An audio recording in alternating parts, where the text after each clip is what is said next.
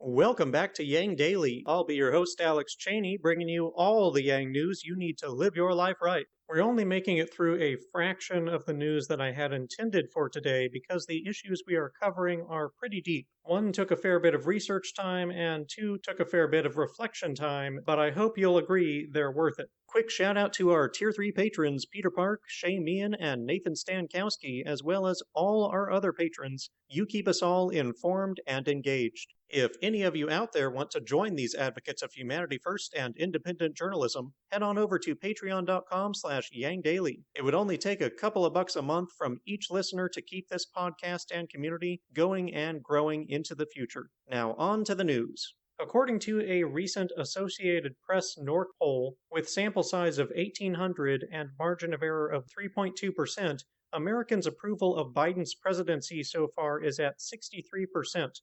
Of course, sadly and unsurprisingly, the results are highly partisan, with 96% of Democrats, 62% of independents, and just 23% of Republicans approving of Biden's first months in office.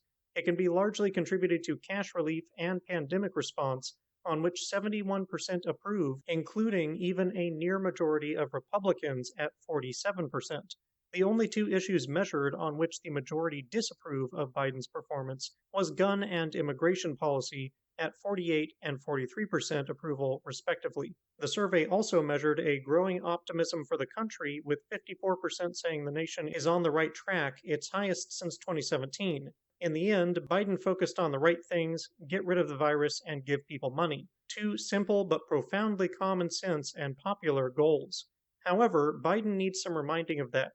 Today he said, quote, "We're going to make it clear anyone collecting unemployment who is offered a suitable job must take the job or lose their unemployment benefits." End quote. This is, of course, in response to the growing outcry of businesses having trouble finding workers.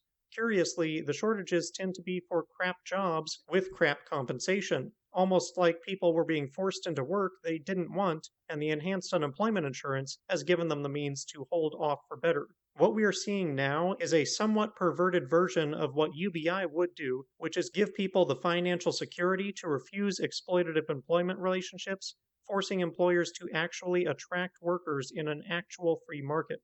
The difference being that UI gets taken away when someone takes a job, where UBI would remain regardless. This condition makes UI's effect on employment more extreme. More jobs would have been taken with UBI instead of UI. There are also special cases due to the pandemic. For those not vaccinated, there's still the fear of catching COVID at work and infecting loved ones, and forced unemployment and time to reflect has led many to reassess what their life should be. Unfortunately, Biden's recent comment is siding with wage slavery, with employers who want to take away this newfound, if limited, bargaining power from workers and return to using the threat of poverty as a cudgel to force people to accept exploitative work conditions. This is a fundamental battle for economic freedom, for a true free market for labor, where employment is subject to the same market forces as products and services are.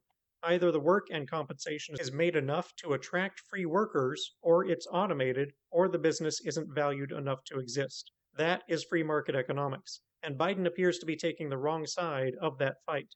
Contact him, set him straight for yourself and for all future generations. This battle we must win the world over.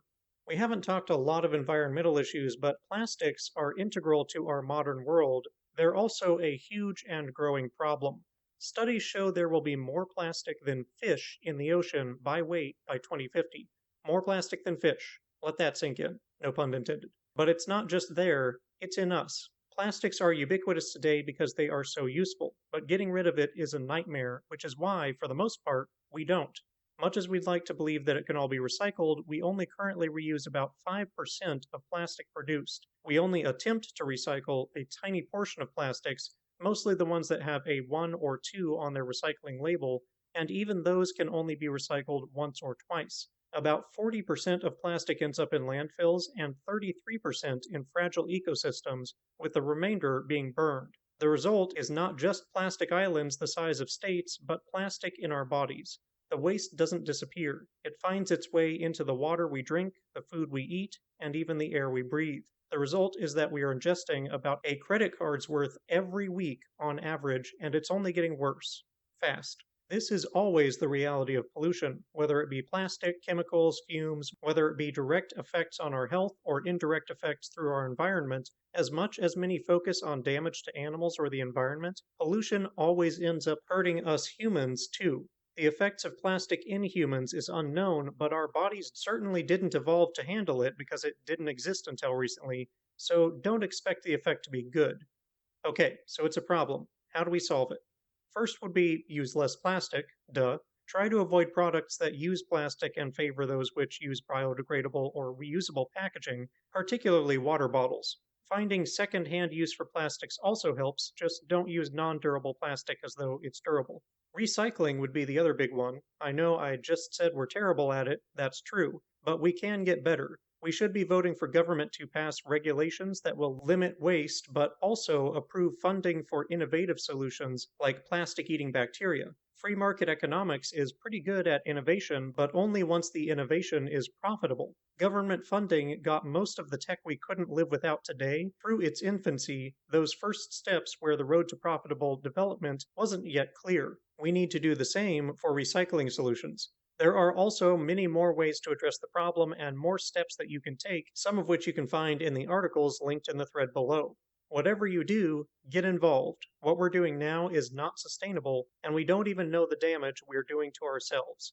And that'll do it for today's Yang Daily. Bookmark and share the UI and plastics threads and do what you can to address them. Flood Congress with calls, tweets, faxes, and letters using the ResistBot or Income Movement Easy Contacts below. If you need help, consult Humanity Forward, the Income Movement Aid Database, the Mission Asset Fund, or United Way, and don't forget to Yang Daily.